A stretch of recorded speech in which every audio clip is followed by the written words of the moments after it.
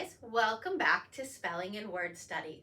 My name is Mrs. Rhodes and I'm here to get you started on Unit 33, words that make the OR sound using OR, ORE, or OUR.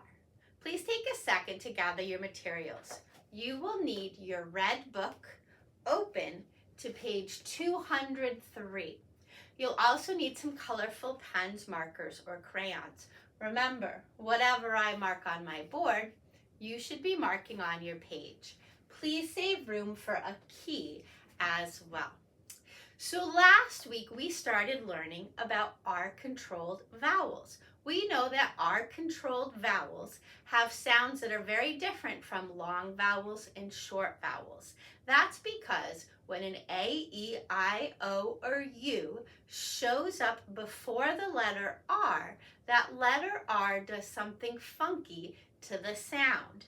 So last week we learned about the AR pattern. We learned that when A shows up before R, it makes an R sound, like in car or farm. Well, this week we're going to learn how to make the OR sound. And you'll notice there are 3 common ways to make that OR sound. So let's start by reading our list. As we do, use your ears to listen for that OR sound and use your eyes to look for the OR, ORE, or OUR chunk.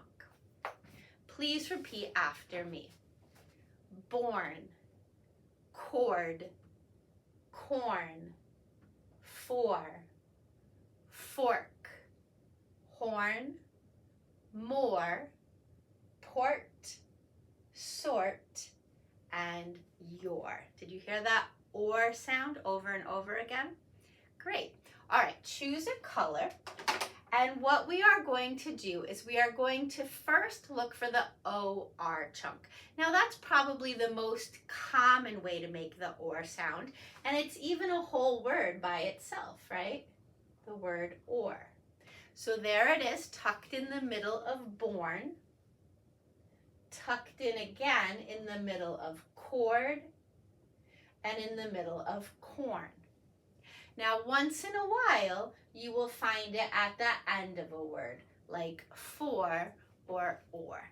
That's not very common, though. Most of the time, that OR chunk is going to be tucked in to the middle of a word or syllable.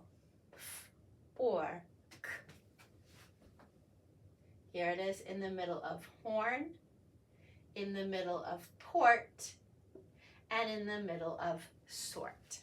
So over here, green box equals OR chunk,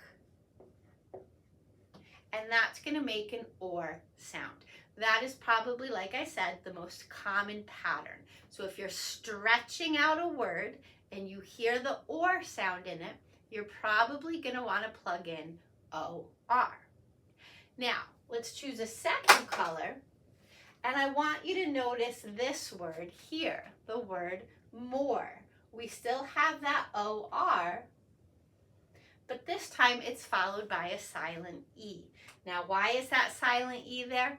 I don't know. Do we need it there? No. OR could make that sound all by itself.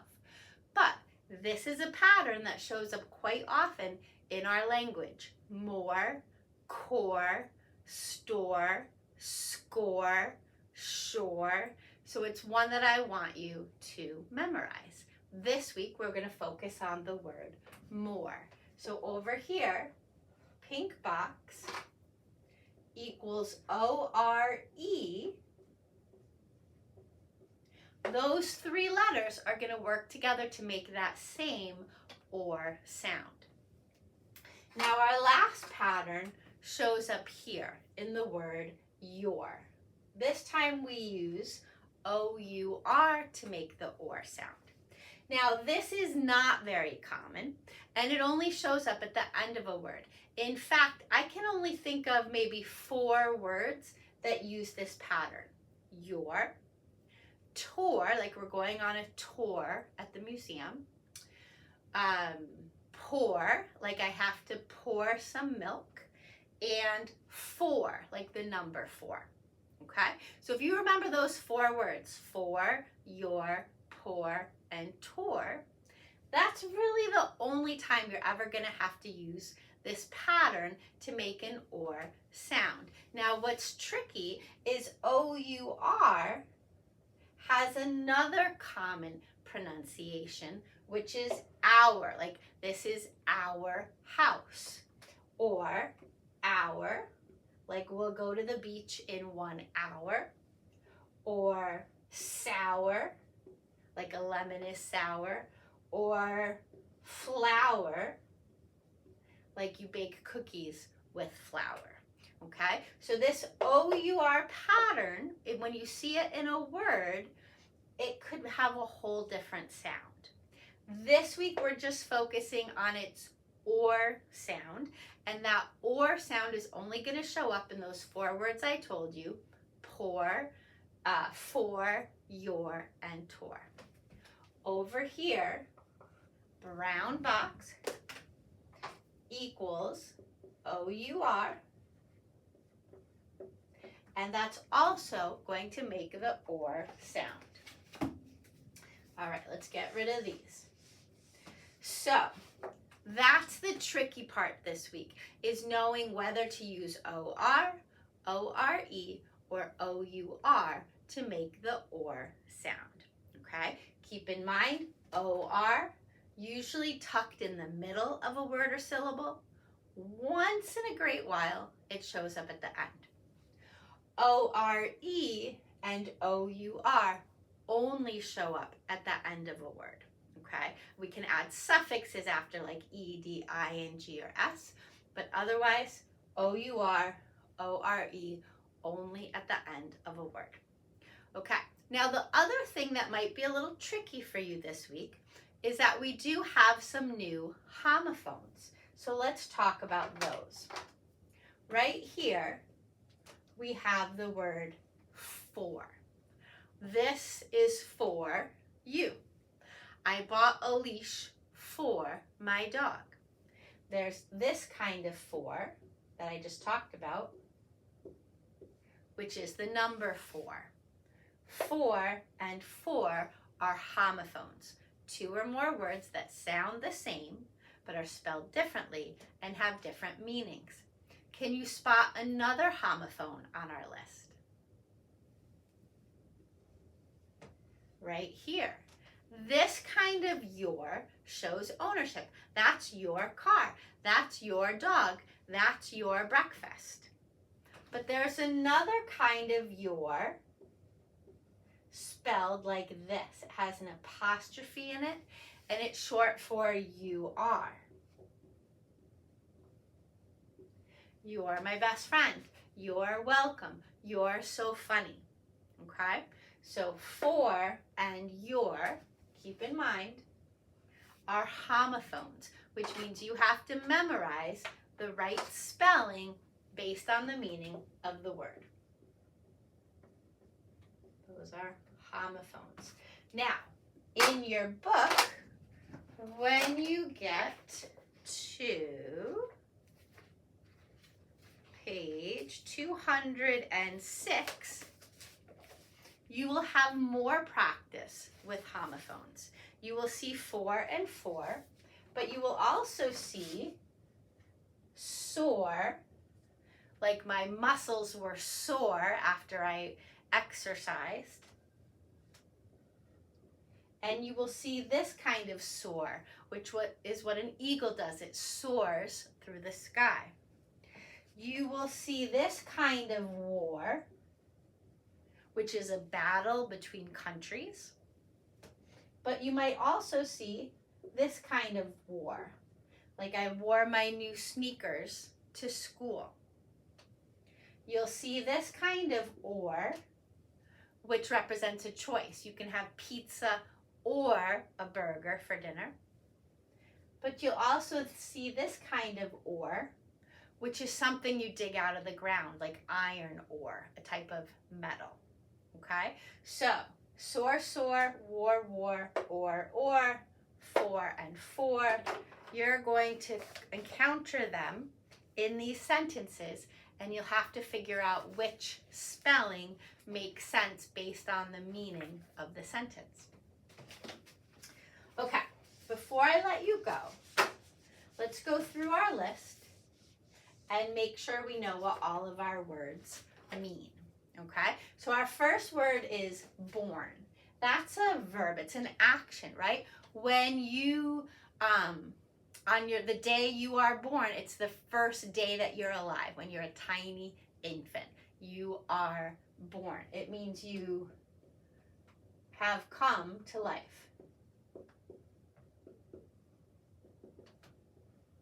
A cord is a noun. That's something you plug in, right? If you need to charge your cell phone or you need to charge your iPad, you're going to have to use a cord to plug it in to an outlet. So that would be a cord, okay? Corn is another noun. That's a type of vegetable. Think about corn on the cob. For is what we call a preposition. A preposition is a linking word. It explains the relationship. So if I say, this marker is for my friend, the word for links the marker with my friend. You'll learn more about prepositions in second grade. A fork is another noun. It's something you use to eat your food. It's got these tines, right, that help you stab the food and put it in your mouth. A horn is another noun. It's something you blow, right, or you honk, like if you're in a car and a car juts out in front of you, you might honk your horn.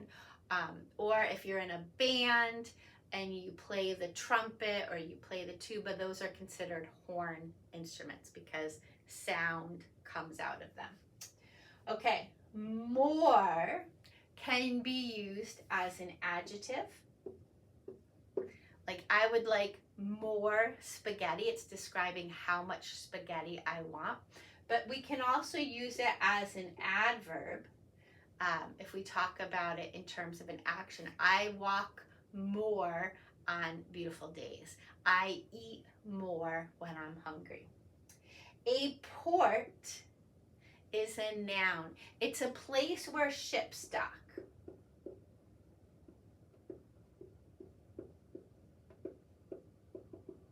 So if you think of any of the big cities along the Atlantic coast, Boston, New York City, Baltimore, they all have huge ports, and those are places where big ships can come next to the land. They dock, and they can take all the goods off the ships and then load stuff back onto the ships. Also, if you're going to go on a cruise somewhere, you will have to go to the port to get on your boat.